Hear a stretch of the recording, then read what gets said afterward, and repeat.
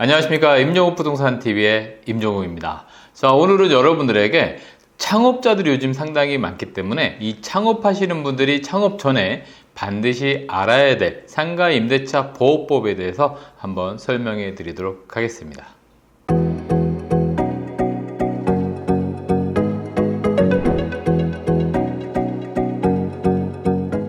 자, 상가임대차 보호법은요, 사실 간단합니다. 주택임대차 보호법과 비슷한데요. 과거에 주택에 대한 어떤 보증금에 대한 보전, 그리고 또 새로운 주인이 바뀌었을 때 내가 그 집에 살아야 될 수 있는 대항력, 이런 것들을 상가에서도 그대로 적용시켰다라고 보시면 되겠습니다. 일단 첫 번째, 상가임대차 보호법이 적용되는 대상을 한번 살펴보도록 할 건데요.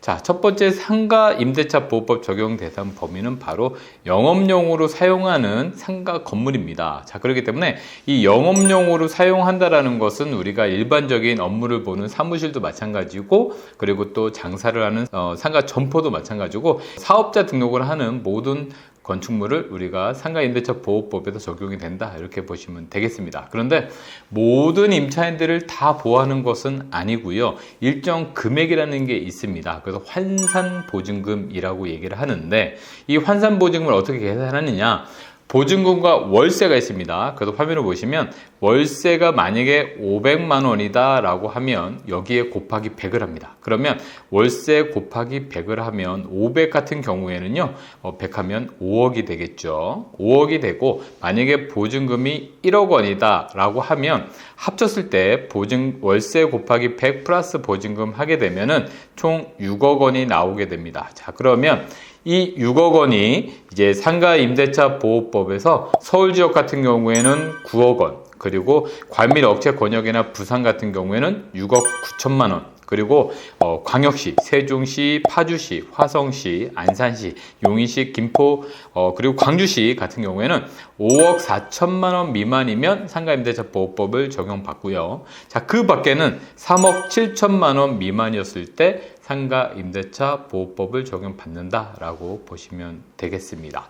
자, 그렇게 상가임대차 보호법을 적용받게 되면 어떻게 되느냐, 이렇게 보시면 되겠는데, 일단 첫 번째로는 좀 전에 말씀드린 것처럼 주택임대차 보호법하고 같은 듯 조금 다릅니다. 자, 주택임대차 보호법도 역시 이사를 하게 되면 점유를 하게 되죠. 점유하면서 전입신고를 하게 되면 대항력을 얻게 되는데, 자, 이렇게 상가임대차 보호법 같은 경우에는 똑같이 입주를 하고 사업자 등록입니다. 자, 주택에서는 전입신고, 그리고 상가임대차 보호법에서는 사업자 등록을 하면 대항력이 생겨서 건물주인이 바뀌거나 경매 등으로 매수인이 바뀐다 했을 때 임차인이 대항할 수 있는 대항력이 생긴다는 것이 되겠습니다.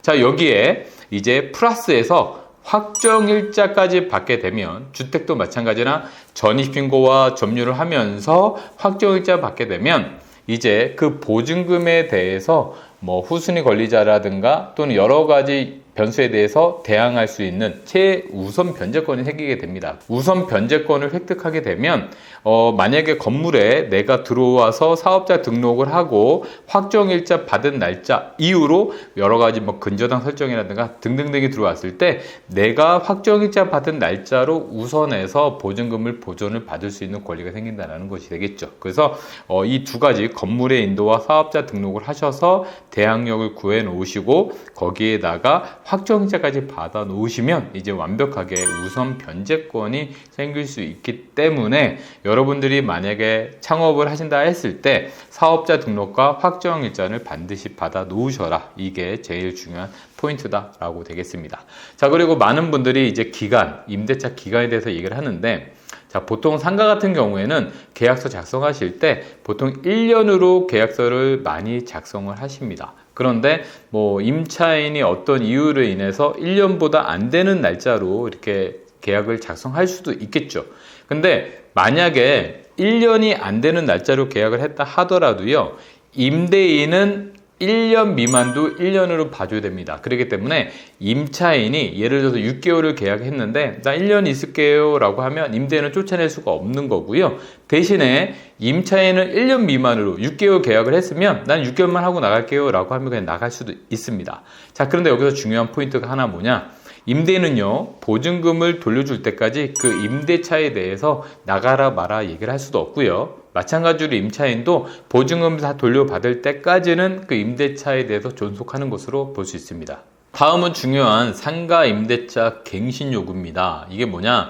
여러분들이 창업해서 가게를 얻으셨을 때 10년 동안은 임대인이 쫓아내지 못한다라는 개념이 되겠습니다. 반대로 임대인도요, 임차인을 아주 저렴한 가격에, 그러니까 공실이기 때문에 저렴한 가격에 임대차를 놨을 경우에 10년 동안은 이 임차인을 내보낼 수가 없습니다. 그래서 10년이라는 기간 동안 임차인은 장사를 할 수 있는 권리가 생긴다, 이런 것이 되겠습니다. 그래서 아까 좀 전에 말씀드린 것처럼 임대차를 1년 단위로 보통 계약을 많이 하는데, 자, 이렇게 1년을 계약을 해놓고 임차인은 6에서 1개월 이내에 계약 갱신을 다시 하겠다라고 요구를 할 수 있고요. 만약에 서로 말이 없으면 그냥 그대로 갱신이 되는 겁니다. 묵시적 갱신이라고 얘기를 하고요. 자, 이렇게 임차인은 6개월에서 1년 사이에 갱신을 하고자 해서 요구를 하면 10년 동안 갱신을 요구할 수 있습니다. 10년이 넘어서면 이제 임대인도 이제 나가라고 얘기를 할 수 있는 것이죠. 자, 그렇다면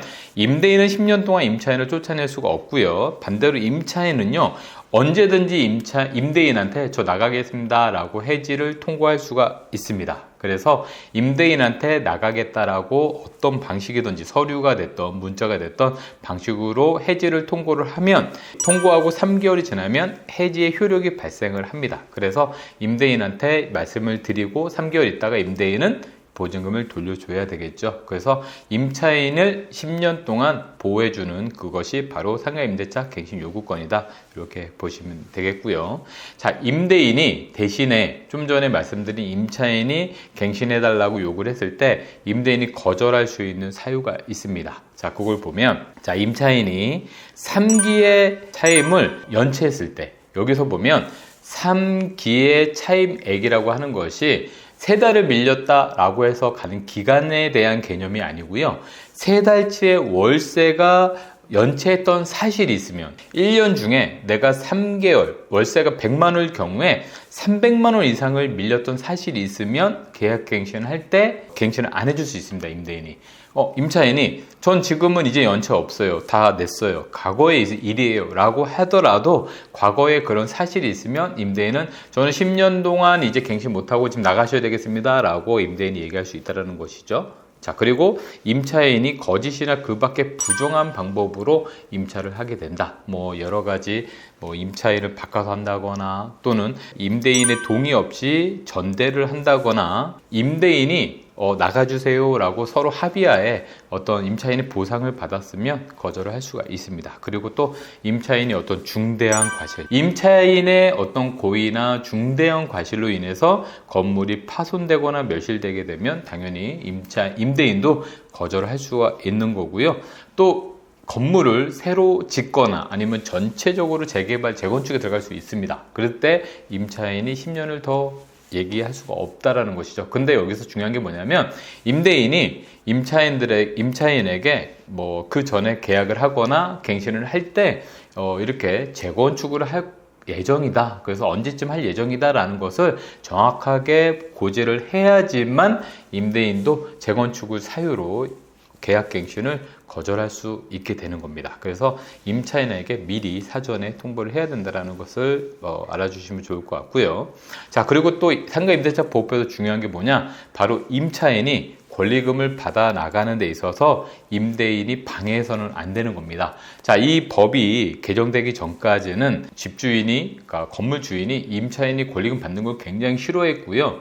또 임차인이 권리금 왜 받냐라는 식으로 해서 방해하거나 또는 여러 가지 이유로 임차인이 권리금을 못 받고 쫓겨나는 사례가 많았었기 때문에 임대차 보호법에서 임차인이 권리금을 받을 수 있게끔 되는 법이 이제 개정이 된 거죠. 그래서 임대인은 절대적으로 신규 임차인한테 임차인이 권리금 받는 걸 방해해서는 안 되고요. 그리고 절대 임대인이 권리금을 방해하면서 받아서도 안 되고, 임차인이 권리금 못 받게 하는 행위 자체를 하면 안 됩니다. 그 행위 자체에서 지금 현재 임차인의 보증금보다 월세보다도 새로 들어온 사람한테 과도하게 보증금이나 월세를 올려서 재계약을 못하게 이런 체결을 거절하게 되는 거. 그러면 어쩔 수 없이 임차인이 권리금 못 받지 않습니까? 그래서 현재 어떤 사정보다 현저하게 높게 보증금 월세를 높이게 되면 임차인이 권리금을 못 받게 하는 걸로, 방해하는 걸로 간주가 돼서 이제 손해배상 청구를 할 수 있는 그런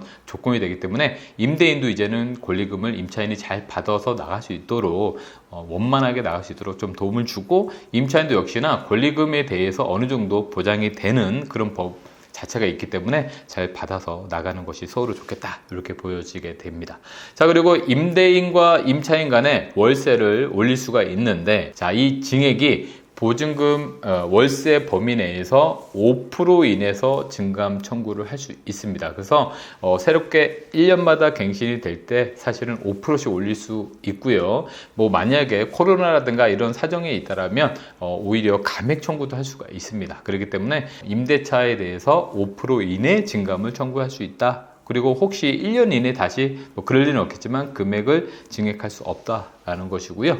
자, 오늘 여기서 말씀드린 게 서울 같은 경우에 좀 전에 환산 보증금이 9억 원 이상이면 보증금 초과되기 때문에 임대차에 대한 보호를 못 받을 수 있는 초과 임차인이 있습니다. 좀 전에 말씀드린 모든 내용들은 서울 기준으로 환산 보증금 9억 원 미만이었을 때를 말씀을 드리는 거고요. 만약에 9억 원 이상이다 라고 했을 때 그러면 어떤 부분을 보호받는지 한번 살펴보도록 하겠습니다. 자, 9억을 넘어가는 임차인 같은 경우에도 사실은 예전 같으면 9억을 이렇게 높은 임차인들은 보호해 줄 필요가 없다, 뭐 그렇게 했었는데, 사실 이걸 보호 못 받는다라고 했을 때 임대차 보호법은 못 받는다 하더라도요, 민법은 서로 간에 약속한 거는 보호를 받습니다. 그래서 여기서 규정되지 않은 거는 민법으로 넘어가셔야 되는 부분이다, 이렇게 다시 한번 말씀을 드리고요.